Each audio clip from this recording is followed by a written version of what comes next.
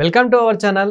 నేను మీ ప్రశాంత్. ప్రభాస్ గారు నటిస్తున్న స్పిరిట్ మూవీ టీం పెద్ద షాక్ ఇచ్చిందనే చెప్పాలి.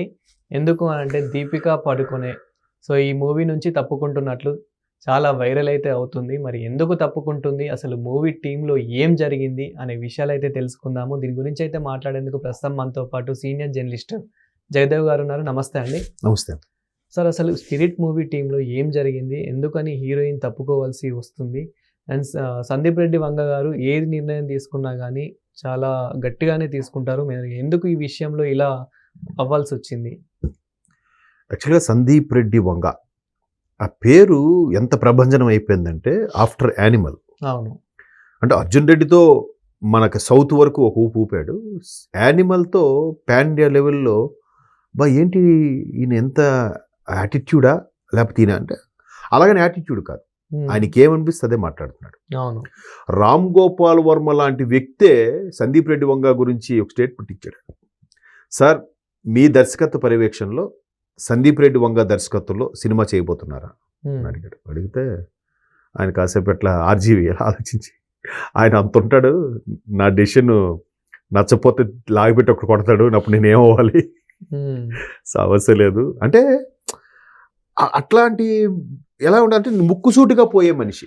ఇప్పుడు అర్జున్ రెడ్డిలో యాటిట్యూడ్ సీన్స్ కానీ, యానిమల్లో కొన్ని రకాల సీన్స్ కానీ మీరు చూస్తే ఆయన ఇంటర్వ్యూలో కూడా ఏం చెప్పాడంటే, నాకు సీన్ డిమాండ్ చేస్తుంది, ఇక్కడ సీన్ బాగా పండింది, ఇది అవసరం అనుకుంటే అవసరం అంటే కథలో సన్నివేశం కూడా లేపేస్తాడంట.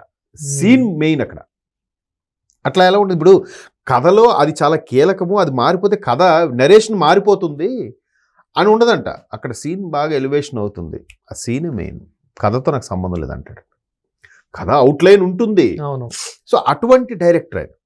ఎవరికైనా ఇప్పుడు నాకు ఇంత స్టార్డమ్ ఇంత ఉంది కదా, నేను ఇలాగే ఉంది, ఇలాగే చేస్తాను అని అంటే, లేదు నా సినిమా అంటే ఇలాగే చేయాలి. ఇప్పుడు రాజమౌళి గారు ఉన్నారు, నా సినిమా చేస్తున్నప్పుడు వేరే సినిమా చేయకూడదు, వేరే యాడ్స్ చేయకూడదు, ఎక్కడికి వెళ్ళినా నా పర్మిషన్ తీసుకోవాలి, ఇవన్నీ అంటే ఆయన భద్రత. ఆయన అంటే స్టోరీ లీక్ అవ్వకూడదు, అక్కడ ఉన్న ఎలిమెంట్స్ ఏం బయటకు వెళ్ళకూడదు, జాగ్రత్తగా ఉండాలి, దాని తగ్గట్టు మార్కెట్ చేసుకోవాలి, తర్వాత పబ్లిసిటీకి కూడా రావాలి, ఇవన్నీ ఉంటాయి కదా.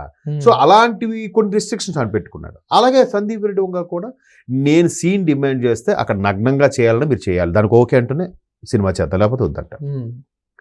అట్లా చాలా కథలు రాసి పెట్టుకొని ఒప్పుకోకపోతే అలాగే ఉండిపోయాడు, కానీ చేయలేదంట.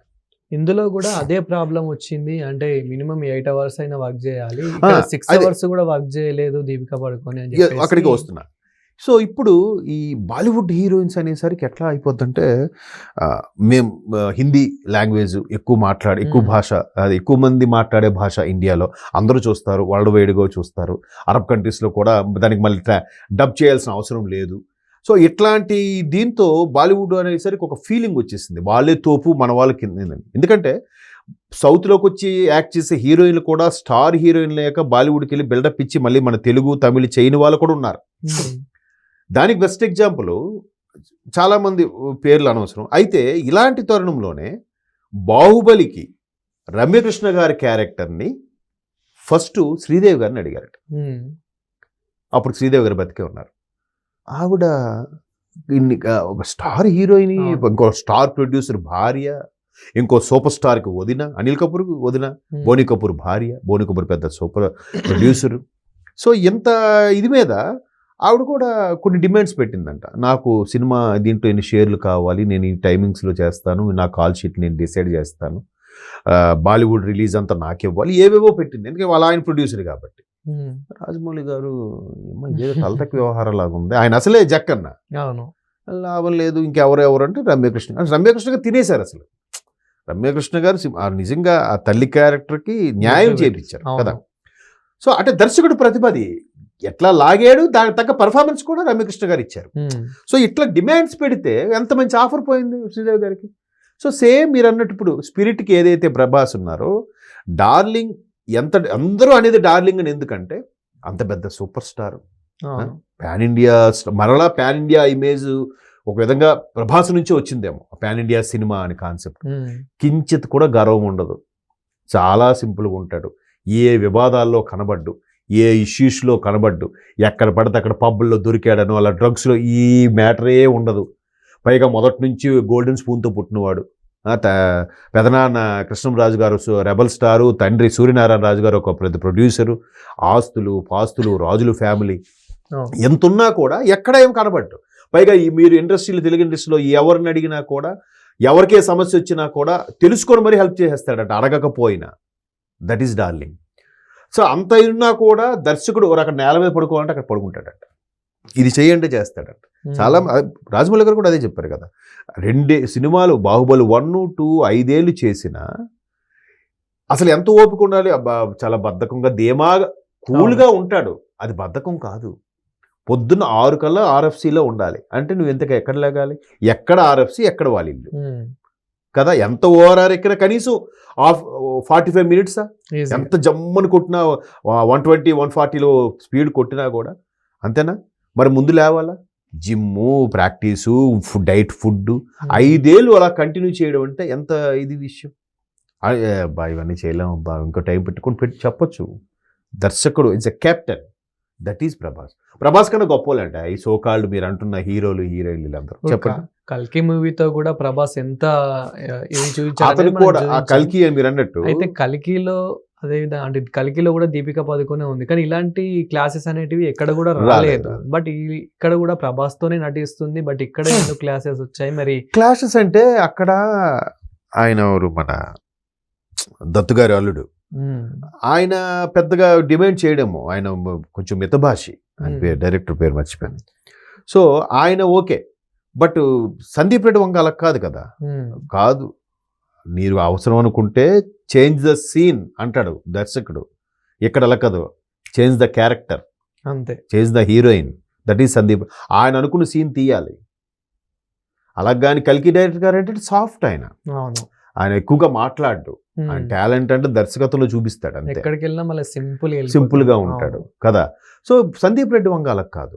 ఇప్పుడు ఆ మధ్యన ఎవరు ధోనితో యాడ్ చేశాడు, అందులో కూడా ఉంటది కదా. అంటే అది కామెడీగా పెట్టుండొచ్చు. జులపాల హెయిర్ ఇంత జాదా అవసరమా అని అంటే అవసరం ఈ స్టైల్కి అన్నట్టు చెప్తాడు. అంటే అది షూట్ చేశాడు ఆయన. ధోనిని కూడా ఒప్పించగలి షూట్ చేయించాడుగా, లేకపోతే నేను చేయను, నాకు అవసరం లేదు యాడ్ అంటాడు, అంతే కదా. సో అట్లా అంటే ఆయన టాలెంట్ మీద, ఆయన పర్ఫెక్షన్ మీద నమ్మకం, అది దట్ ఈజ్ సందీప్ రెడ్డి వంగ.